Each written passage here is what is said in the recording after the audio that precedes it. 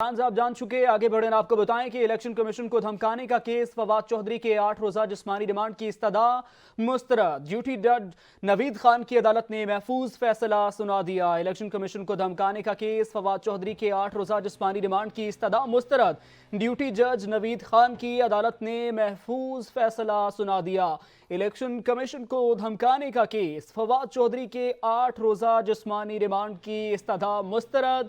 Duty जज नवीद खान की अदालत ने महफूज फैसला सुना दिया है। आपको बताएं कि इलेक्शन कमीशन को धमकाने का केस है। फवाद चौधरी के 8 रोजा जिस्मानी रिमांड की इस्तदा मुस्तरद कर दी गई है। मजीद तफसीलात खुरम मलिक से जानते हैं। खुरम, बताइएगा।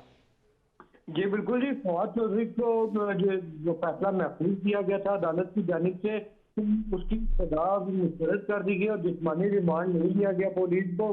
तो मुझे इस फैसला में बताया कि इस केस की समाअत जो है कम से कम ये 1.5 घंटे की तवील मुश्तमिल जारी रही और इसमें वकला की जानिब से, दोनों जानिब से, इलेक्शन कमीशन के वकील की जानिब से और फवाद चौधरी की जानिब से वकला ने भरपूर किस्म के दलाइल दिए, जिसके बाद अदालत ने दलाइल सुनने के बाद फैसला महफूज कर दिया था। और अब चूंकि ये फैसला सुनाया गया है जिसमें अदालत ने जो जिस्मानी रिमांड की इस्तदा की गई थी पुलिस की जानिब से 8 रोज की, उस इस्तदा को मुस्तरद करते हुए अपना फैसला सुना दिया है। जी शुक्रिया खुरम मलिक अपडेट करने के लिए।